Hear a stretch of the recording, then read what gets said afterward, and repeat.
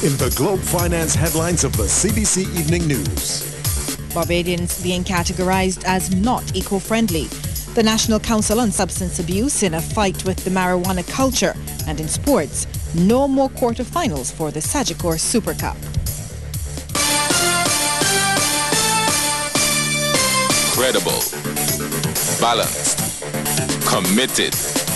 This is the CBC Evening News. Hello, good evening to you. I'm Lisa Broom. This is the CBC Evening News. There's a need for attitudinal change among Barbadians to advance the goal of transforming this island into a green economy. This was the consensus that emerged from a panel discussion today at the KFO campus of the University of the West Indies. It examined cost-effective ways to save energy and the environment. Business representatives say Barbadians are not eco-friendly, and this is having a serious impact on the economy.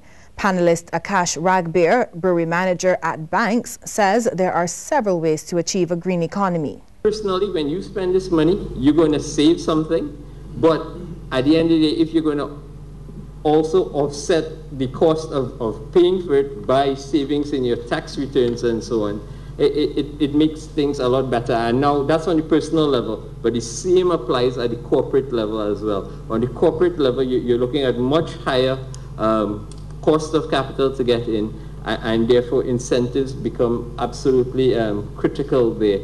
And that's where the role of the government comes in. Another panelist, Managing Director of Produce Growers, Keely Holder, says going green also opens up new business opportunities. We're also seeing a lot of eco-friendly solutions coming out to everyday living. So anything that you can think of in your lives, there's tremendous business opportunities to come up with a product that's the eco-friendly version, because householders are very interesting. And of course, I'm in agriculture, and I have to tell you that one of the biggest business opportunities right now is agriculture and growing food. I mean, we can't get much more green than that. A Barbadian living in the United States is facing more than 24 charges of defrauding Uncle Sam of at least $10 million by filing hundreds of false tax returns. The U.S. Attorney's Office alleges that Andrew J. Watts, 34, whose last known address was Newark, New Jersey, claimed more than $120 million in tax refunds over the last 4 years. Watts, who has lived in several other cities, has pleaded not guilty and remains in federal custody without bond. He is expected to return to federal court for a preliminary hearing on August 10th. Prosecutors claim Watts submitted more than 470 bogus returns using the names and social security numbers of dead taxpayers. They also allege he created his own fake income tax return forms, which he signed, falsely claiming to be the dead taxpayer's authorized representative. Watts also allegedly forged the taxpayers' signatures to the returns and falsely represented that the dead people were still living. The head of the National Council on Substance Abuse is on a mission to break the marijuana culture, which she says exists in many Barbadian homes. Criminologist Yolande Ford says it is one of the reasons why drug use is a growing problem among young children. Ron Brathwaite has more. Ms. Ford says the Ministry of Home Affairs has already reaped favorable results in its anti-drug fighting programs in both the primary and secondary schools. Programs using the Life Education Center, such as the Write-Off Drugs and Safe and Unsafe, as well as the Drug Education and Life Skills program for secondary schools youth. However, she laments that progress in recent times has been hindered, mainly by what she called the negative pervasive cultures that the children are exposed to when they return to their homes. And we have to work out a real workable solution. The head of the NCSA says it is urgent that they take their fight into the homes, referring to it as a race against time. Until we reach the homes, I am fairly satisfied and fairly convinced that we would not be doing as much as we could. She says it will call for strategic planning, as there are many legal conditionalities that prohibit any organization like hers from operating as they would like to. It's not easy because the home is a private province. It is not an easy area to penetrate. You can't just go into a person's private home and say you're there to do you know, I'm there to admonish you for using drugs. So it has to be very strategic. The NCSA head says in addition to Project SOFT, they've started the program Prevention First, which puts greater emphasis on targeting the parents. When that camp is finished, we stay in contact with those parents on a monthly basis, and every month we have them over at the ICBL conference room, and we invite speakers to share with them. So and that Project SOFT summer camp is a transitional camp. Ms. Ford says the stability of the home is under threat with this growing marijuana trend. But through their programs, they hope to work with police and other key stakeholders in safeguarding the future of the home as we know it. Ron Brathwaite, CBC News. President of the Barbados Bar Association, Andrew Pilgrim, wants government to make the laws of Barbados available free online to the public. At present, anyone requiring a copy of any law has to go to the registry and pay for it. According to Mr. Pilgrim, most of the people who need to know the law don't have the money to pay. And as a result, the well-known attorney at law says many remain ignorant of their rights and are taken advantage of. Down the place, going by Ayakobi Center Saturday, talking hard, going on the radio, going to the newspaper, and inviting people to talk to their representatives about these issues. Also trying to encourage people to say that we should have a movement where the government makes available to the people of Barbados free online all the laws of Barbados. So that's a new thing you could go and do. Everybody, just go and say to your representatives, say to people, we want the laws of Barbados available to us. We don't have to go to the government printer and pay $100 for this act, $20 for that act, $30. All free online so we can read and know what our rights are. Not just for criminal purposes. We want to know how to incorporate a company, become an entrepreneur. We want all those things available to us. Pineland's Creative Workshop is tackling poverty in the community through education. Director Rodney Grant says the organization is offering 30 people the opportunity to further their careers.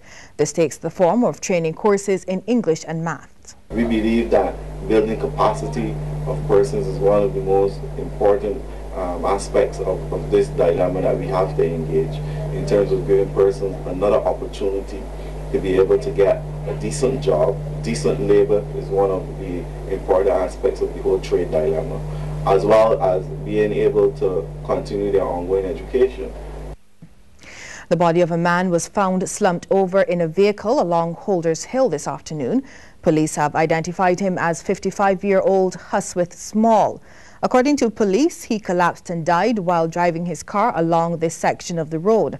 Small is a resident of number 17 Bagatelle Gardens, St. Thomas. He was spotted by Barbados Light and Power workmen who were carrying out repair work on the area. Reports indicate that quick action by the BL&P workers brought the rolling vehicle to a stop.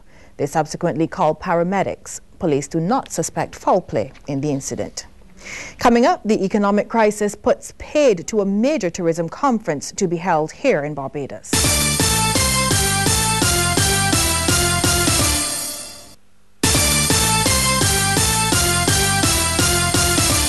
A major tourism conference planned for Barbados later this month has fallen victim to the economic crisis.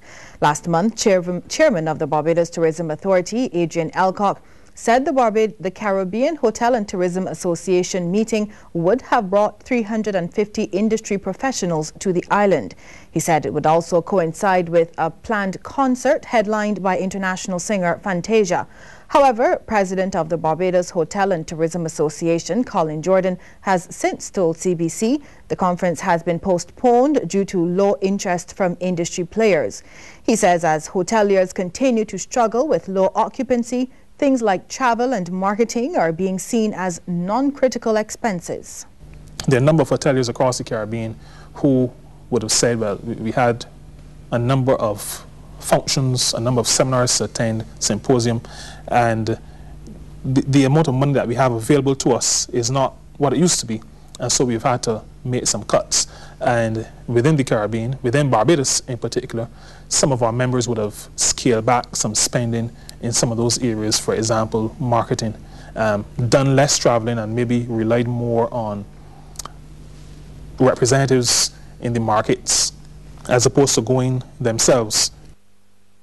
At least one travel agency has seen a 20% jump in cruise travel by Barbadians in the last 2 years.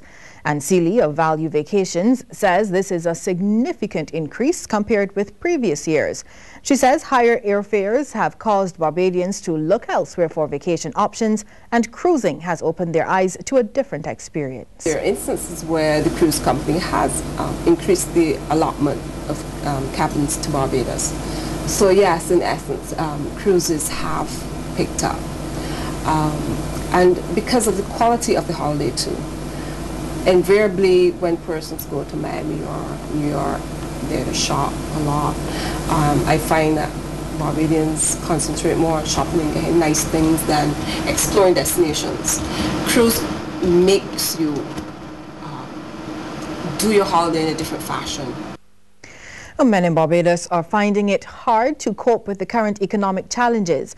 According to senior consultant psychiatrist at the psychiatric hospital, Dr. Ermin Bell, some men are unsure how to deal with socio-economic problems that confront them. As was the case who presented to me just a couple of days ago, who presents and says, well, I haven't been able to feed my children today. I couldn't send them to school because I had no bus fare, so they're at their granny. But I don't want this to happen to them every day for the rest of their lives. I really think I should kill myself. And you say to him, but how does that help the children? And you take it from there and you talk him through, which might take an hour to an hour and a half. And then you might get him to the point where he realizes, hey, you know, this is not the way to go. There's somebody who can listen. There's somebody who might be able to direct me in a way that I can get some kind of social support, even if it is short term. And maybe to go to the people who I, owe money and say to them, hey, can you reorganize this person's debt? Or social work. Our social workers intervene in that way very often. Well, Dr. Bell also says many times men find it difficult to deal with pain. She recommends that they learn to be more sensitive and caring. Well, the pork climb is back, but with some changes this year. The weekly crop over event gets underway tomorrow from 5 in the evening in the parking lot of the BET Sports Club in Wildy. However, there's been a change to the entertainment package for the Lime. Leader of the Contact Crop Over Band, Anthony Lane, says all live music will be cut at 12:30. That is DJs on the mic, where the DJs are hyping up the crowd and so on. All of that will finish at 12:30.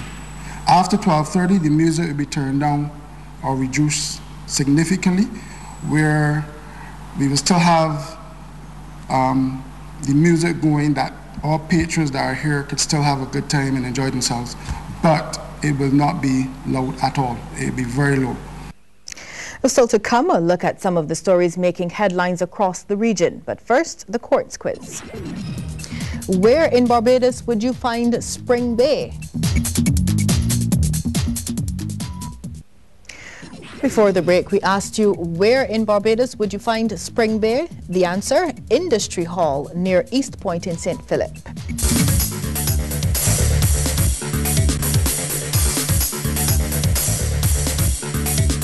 Financial support is coming for renewable energy projects in Barbados and the Caribbean. This was disclosed during the just concluded meeting of the Caribbean Electric Utility Service Corporation, or CARILEC, an association of electric utilities, suppliers, manufacturers, and others in the Caribbean. Director of the Department of Sustainable Development with the Organization of American States, Cletus Springer, has told participants to make use of this assistance. And I speak about the resources that are promised through the climate change negotiations, the $30 to $100 billion that have been promised. And we've already seen some of that coming on stream. The EU, I don't know if you're aware of this, the European Union is shortly to set up a facility that would be managed out of CARICOM, which will give startup financing for renewable energy projects. A Guyanese woman employed as a maid at the Pier Hotel in New York has accused an Egyptian businessman of sexual assault, resulting in him being arrested.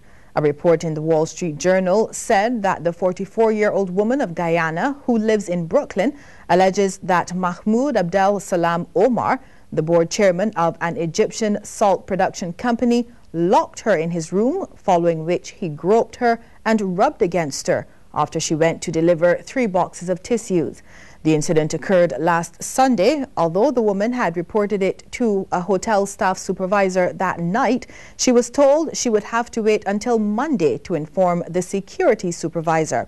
Police arrested Omar, 47, later that day. Omar has been arraigned in a Manhattan criminal court on 2 counts of sexual abuse and 1 count of forcible touching.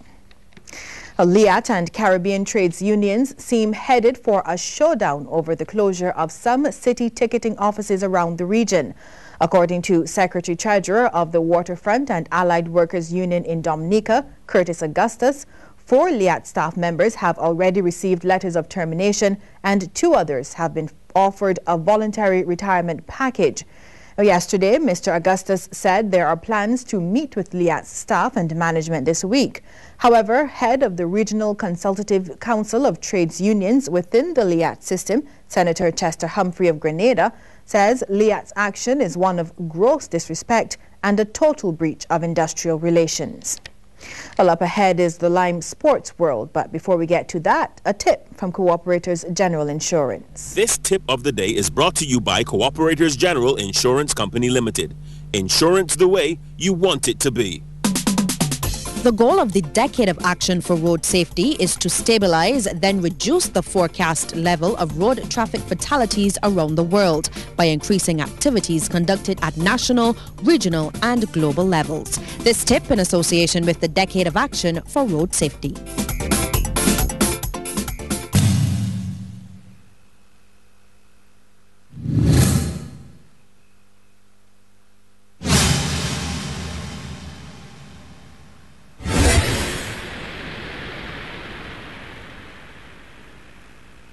Welcome to Lime Sports World. Good evening. I am Mark Seal with your Lime Sports World. There will be a new under-15 schools netball champion come next Tuesday. That's because the reigning queens, Garrison, were knocked out of the competition at the semi-final stage today at the netball stadium by the Allen School. Allen won the game 27 goals to 22, and they will come up against Leicester Vaughan in the finals. Leicester Vaughan beat Combermere 23-18 to advance. The Combermerians, though, will defend their under-13 title against Springer. Combermere beat Alexandra 11 goals to 7, while Springer crushed Garrison 20-5 in the semis of that division. Of course, we'll have a full package on all the action in tomorrow night's Sportscast. There will be no quarterfinal clashes in this year's Sagicor General Super Cup competition. With the reduction from 14 to 12 teams in the tournament this year, BCA Acting Chief Executive Officer Dyden Smith believes the move will leave out the quarterfinals is a good one to encourage players to fight for the main prize. If you play a round robin with only 12 teams and then you go to a quarterfinals, you hardly eliminate anyone from the first round, and so basically teams in the first round have no real incentive to work to get to the next level. I think you really ought to be working hard to get to the next stage of any competition. And if most of the teams are going to go through, I think there's a bit of a disincentive.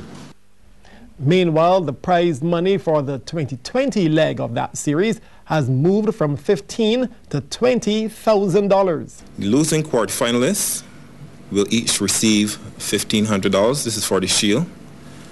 The losing semifinalists, $3,300. The Shield runner-up, $5,500. And the Shield winner will receive $8,000 and the Shield. The losing quarterfinalists in the Super Cup will each receive $3,000. And the losing semifinalists, $5,000 each. The Super Cup runner-up will receive $8,000 and the Super Cup winner will receive $15,000. Now, the prize money for the 2020, the losing quarterfinalists will receive $3,000 each. The losing semifinalists, $6,000 each.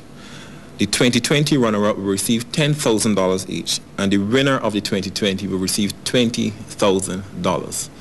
Well, we'll take a break here and come back with a big second half in sports. Everybody wants something different from their mobile. Some people want to stay in touch. Others just want to stay on top of it all. Some people want to choose the right plan for their lifestyle. Others just want it all in a bundle. Some love getting more for their money by carrying over unused minutes. Others just want more convenient ways to top up. But hey, whatever you want from your mobile, chances are you will find it with Lime. Lime, for living every day. In basketball, St. Leonard's took hold of an 8-point win over Harrison College in the Co-operators General Insurance Junior Schools basketball competition. CBC's Melissa Farley reports on St. Leonard's 51-43 away victory. 21-17 to St. Leonard's at the end of the second quarter. Into the third, Shaquille Payne with 7 points tried to reduce a 4-point deficit for Harrison College. But St. Leonard's extended the score, making sure that they kept the lead. And Brian Neverson left 8C from 4 to 9 points down at the end of the third quarter. St. Leonard's ahead 33-24. In the final quarter, 8C managed to take the lead, and their top score came from Nikolai Burton, who ended with 10 points. And at this point, St. Leonard's boys were down by 4. But the performance from their lead point scorer, Antoine Lawrence, with 16 points, saw St. Leonard's back in the lead. And Lawrence wrapped up a 51-43 win with this 3-pointer as the Richmond lads celebrated the victory. Melissa Farley, CBC Sports. In motorsports, the results from last Sunday's King of the Hill motorsport event have left officials with an idea of the informed cars for the 21st running of the Soul Rally Barbados this weekend. And it looks as if Roger the Sheriff's Skeet is the man to beat for the championship. The overseas contingent will be pushing Skeet, though, as well as local competitors, as there are more of them this year. We've had Chris Meek, who's gone on to win the rally twice. In 2008 and 2009, and he has now landed a World Rally Championship drive with Mini, and is competing for the first time in the World Rally Championship.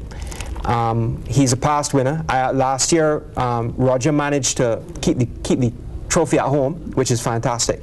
And this year, though, although we don't have, I guess, a caliber of drivers, we had Meek, who won the event twice back to back. We do have an excellent overseas entry. The World Rally Championship is another level, and motorsport correspondent Trevor Thorpe says local drivers are capable of competing at that meet, but there's a lot of preparation to be done. Whether it is practical is something else, but because the World Rally Championship calls for a completely different orientation, and Caribbean motorsport is in theirs, that you can compete as a privateer, but there's a lot more to a World Rally Championship than just saying you can go there. A World Rally Championship competitor can come here and drive in a Soul Rally Barbados event. Correct. But it's not easy the other way around because of the ramifications, everything that go into it. The first stage of this weekend's rally event is expected to kick off roughly around 10 a.m. in Pickering's in St. Lucie on Saturday.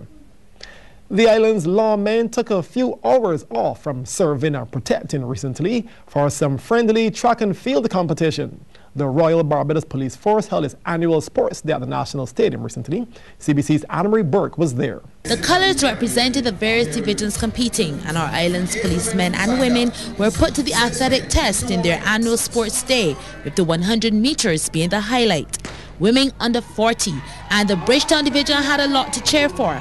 Anne-Marie Lynch, a former national athlete, smashed her old record of 14.77 seconds for a new time of 14.07 seconds. Bridgetown's Annette Chapman was second, and Northern Division's Keisha Greenidge in third. Men under 40, this was a bit more competitive.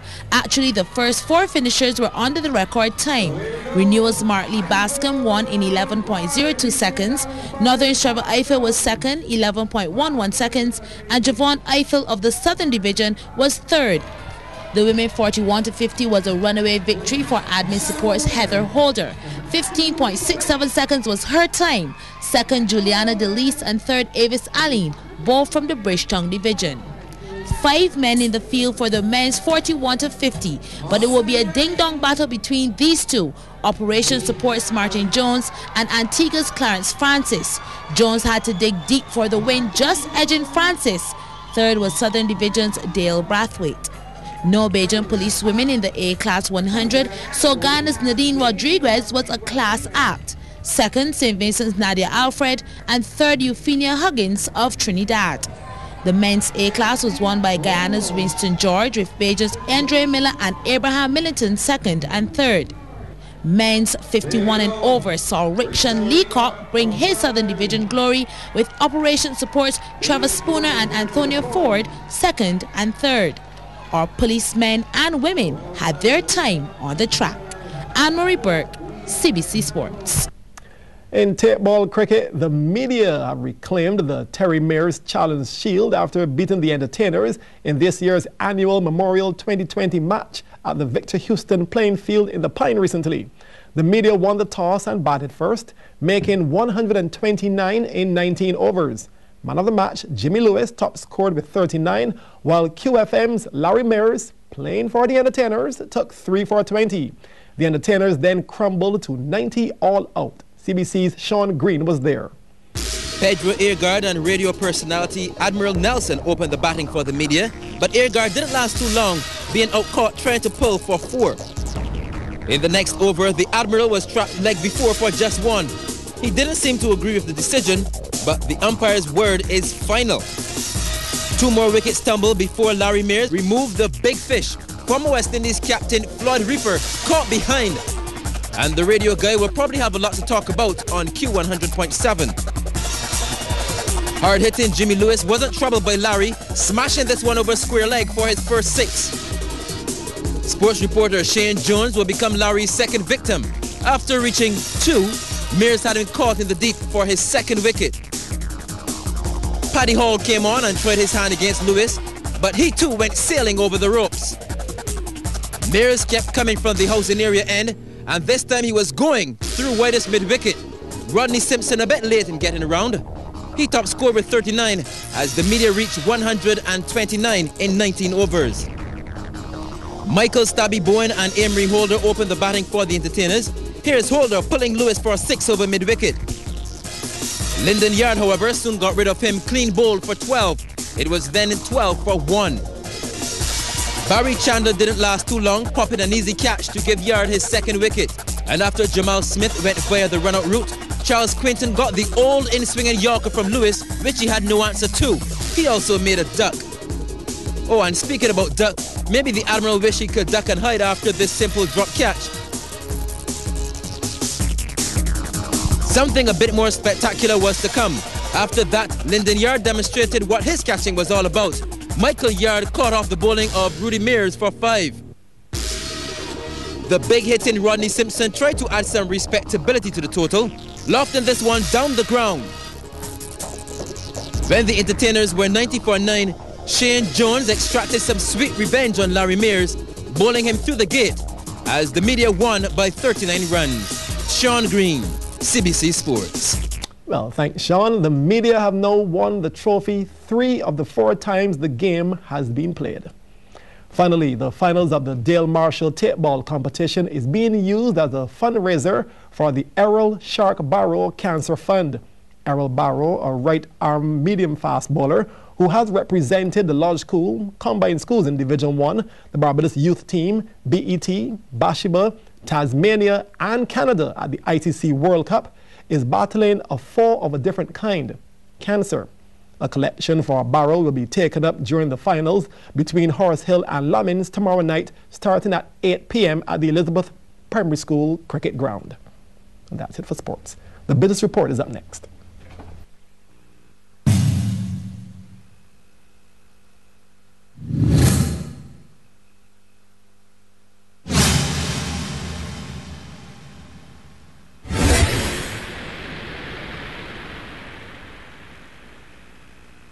This has been Lime Sports World. Tune in every Thursday during the CBC Evening News for the Business Report. To you with the compliments of the Barbados National Bank. Strong roots, wide reach. Good evening, I'm Kent Jerson and this is the Business Report. Now, more than 1,000 people have now signed on to the online petition in support of regional airline Redjet. It is intended to encourage Jamaica and Trinidad government to grant the airline access to those markets. Damien Best has that story. The petition now has 1,111 signatures from several Caribbean territories. It is dubbed the Freedom of Caribbean Air Travel Petition and has been created to pressure the Jamaica and Trinidad governments to allow Red Jet to fly to those routes. The petition calls on the government to explain why the necessary permission has not yet been granted. It contends that the delays will lead to lost revenue, such as airport taxes and landing fees, as well as job cuts at the airline. Last week, Red Jet announced it had scrapped plans to fly between Jamaica and Trinidad and Tobago and had also postponed the service between Barbados and Jamaica until July 24th. It blamed regulatory delays for the decision. The Jamaica Civil Aviation Authority has stated that there has been no deliberate attempt to thwart the airline's plans to fly to that country. Red Jet currently operates between Barbados and Guyana. Damien Best for the Business Report. And we're hearing tonight that the UK remains committed to international development, especially with regard to its trading partners like Barbados. This assurance from British High Commissioner to Barbados, Paul Brummel. He noted this approach is in Britain's best interest as well. And that's particularly so because we are cutting down public spending in the UK. If you cut public spending in the UK, you tend to cut consumer demand in the UK.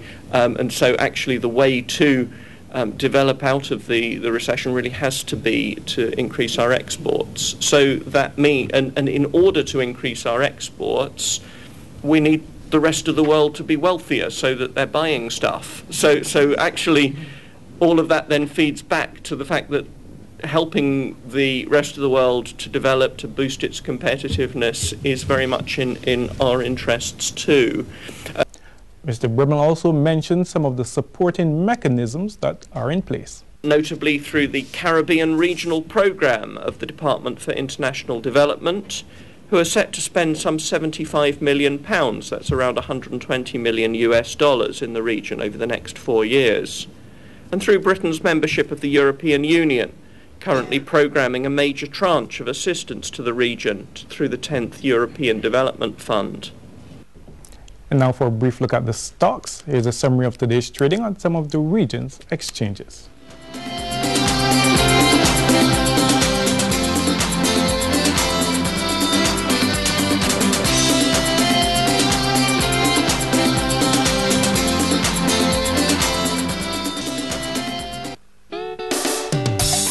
Succeed, we all need to be strong. Believe in friends, have a place to belong. We all need someone and somewhere to call our own. You were always there for us, look how we've grown. Because of you, strong roots, wide reach. We are because of you, BNB. We are because of you, strong roots, wide reach, BNB. On to international business now. The U.S. government's failure to get consensus on raising the debt ceiling has placed the country in danger of being downgraded. The rating agency Moody's has warned that America could lose its AAA status if the issue is not resolved. Felicia Taylor examines this latest blow to the U.S. economy. Obviously, you know, if Moody's is going to say that they're going to downgrade the ratings of significant banks, and we're talking about Bank of America, Citigroup, Wells Fargo, I mean, these are major banks in the United States. This review will allegedly focus on whether those ratings should be adjusted to include only pre-crisis government support. In other words, what would these banks look like without government support? And that's significant because, frankly, they could drop not just 1 or 2 notches, but up to 4 and 5 different notches, putting them in the sort of B category as opposed to the A category, which is where they are now.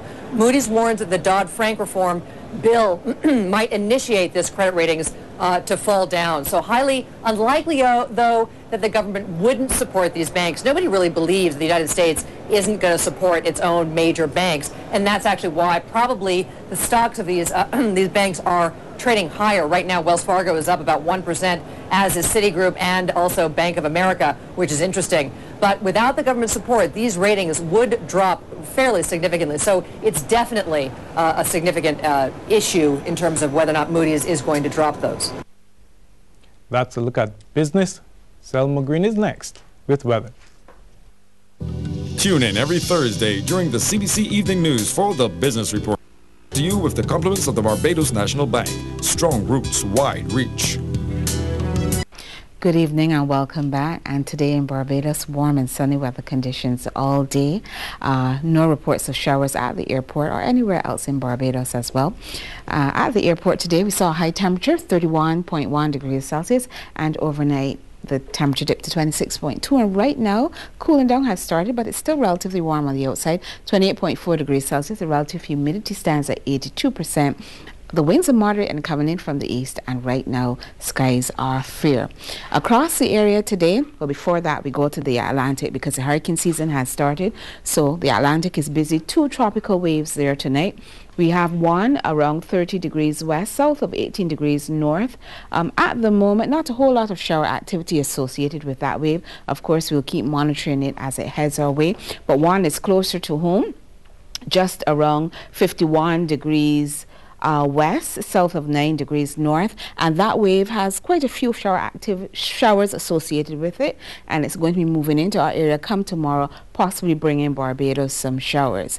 And as far as what happened today across the region, well, the Atlantic high pressure system was dominant across the Eastern Caribbean, so it was warm and sunny across many of the islands of the Eastern Caribbean. No significant shower activity. Antigua just had a few sprinkles here and there, and of course the winds would have picked back up a little bit, but we continue to see lighter winds over the northern islands throughout the day. Across the larger islands, well, Puerto Rico will continue to see fair weather conditions. It will rain from Hispaniola all the way through to the Bahamas because of a wave that's in that area affecting those islands. And for us, it's going to continue to be fair over the next 24 hours. High pressure will be dominating, but tomorrow as that tropical wave moves through, we could be getting a few showers here in Barbados, although it will lose energy as it begins to move over the Guianas. The 4-day forecast is coming up now, and it's going to be sunny with scattered showers come tomorrow, partly cloudy with scattered showers on Saturday, cloudy with scattered showers on Sunday, and partly cloudy with scattered showers come Monday. Sunrise will be at 29 before 6, and the sun will set at 22 after 6. The first daytime high tide will be at 4 in the morning. The first daytime low will be at 4 minutes before 11. And seas will be moderate in open water. Swells will peak at around 2 meters.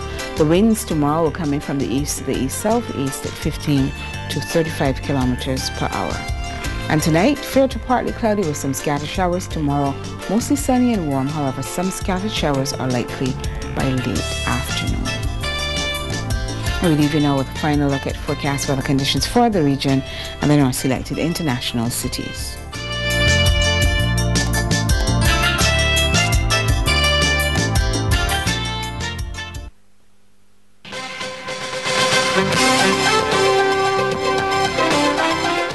Russia has banned the importation of vegetables from the European Union since the E. coli outbreak. 16 people have died, all but one in Germany, and 1,000 have fallen ill. But the EU still cannot pinpoint the source of the outbreak. The fact that the European Union officials have not managed to pinpoint this E. coli outbreak, and because the outbreak has gone on for so long, what Russia has done is imposed this ban on all the ports and borders of Russia, instructing customs officials there to not allow fruit and vegetables from the European Union into the territory of Russia. But as I was saying earlier, they're also taking this additional measure of seizing any fruit and vegetables that have already been imported, particularly from supermarkets, from warehouses and things like that. And that's led to complaints from European Union officials who say that the Russian action is disproportionate. Well, there's been the Russian government officials coming out and saying, well, we're doing this for precautionary measures. Nobody in this country wants to get sick, and they've said they will write to the European Union Trade Commissioner to explain their position. But the other thing that Russian health officials are doing are advising the Russian public at this point, who may have already bought fresh fruit and vegetables that were sourced from European Union farms, not to eat them, instead to buy local produce. And so, I say, a very strict enforcement of this ban on produce from the European Union. We're back after the break with a recap of the top stories. Now here's a recap of the top stories interpreted for the hearing impaired and brought to you with the compliments of Carlton and Emerald City supermarkets, where the weekly specials are at better prices. There's a need for attitudinal change among Barbadians to advance the goal of transforming this island into a green economy. This was the consensus that emerged from a panel discussion today at the Cave Hill campus of the University of the West Indies. It examined the cost-effective ways to save energy and the environment. Business representatives noted Barbadians are not eco-friendly, and this is having a serious impact on the economy. A Barbadian living in the United States is facing more than 24 charges of defrauding Uncle Sam of at least $10 million by filing hundreds of false tax returns. The U.S. Attorney's Office alleges that Andrew J. Walks, 34, whose last known address was Newark, New Jersey, claimed more than $120 million in tax refunds over the last 4 years. Watts has pleaded not guilty and remains in federal custody without bond. In sports, there will be no quarter-final clashes in this year's Sagicor's General Super Cup competition. With the reduction from 14 to 12 teams in the tournament, the BCA's acting chief executive officer Dighton Smith believes the move to leave out the quarterfinals is a good one to encourage players to fight for the prize. In a look at the weather conditions tonight, fair to partly cloudy with some scattered showers. Tomorrow, mostly sunny and warm. However, some scattered showers are likely by late evening. That recap of the top stories interpreted for the hearing impaired was brought to you with the compliments of Carlton and Emerald City supermarkets, where the weekly specials are at better prices. Healthwise, brought to you with the compliments of the Insurance Corporation of Barbados Limited. Always there when you need us most. On tonight's Healthwise, we focus on the true silent killer, stress. Technically, people don't come and say they have stress. They may come and they might present with headaches. They may present with some other ailment. And you'll recognize that the underlying current is something that is stressful in their life. And what you can do is to help them to manage that, what I would call the assessed situation and not the presenting situation. So yes, you've had people presenting over the years, increased with headaches, stomach problems, people developing asthma as adults, and not recognizing that it is stressful. Given all of that, what exactly is stress? Well, according to eHealth MD, it is the emotional and physical strain caused by our response to pressure from the outside world. The website also lists some of the main causes of stress. For example, you and your spouse both work full-time while you're raising your family.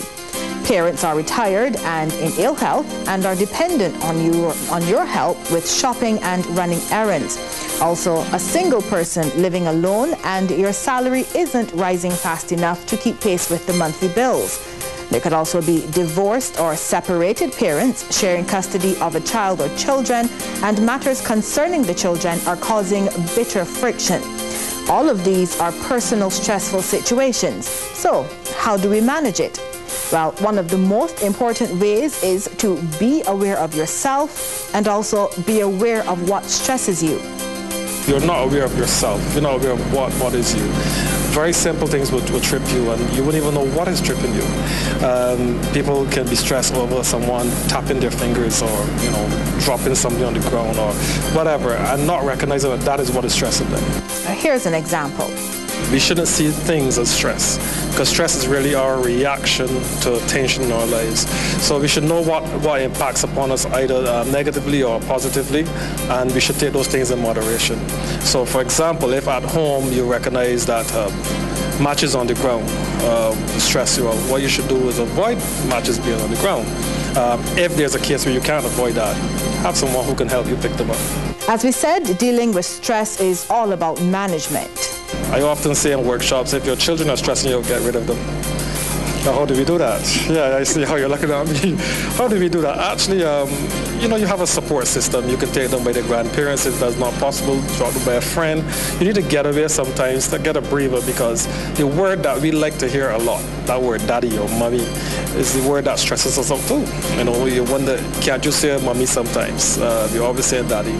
So it's time to get away, take a break, and move on. Now, if that is not possible, it may be time to look for coping mechanisms. things that will buffer the impact of the stressful situation, whether it be exercise or reading or praying, any one of those things. People find ways of doing activities that help them alleviate stress.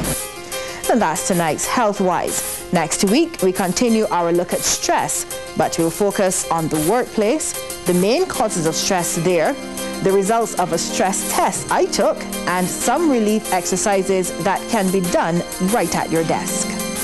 Health-Wise, brought to you with the compliments of the Insurance Corporation of Barbados Limited.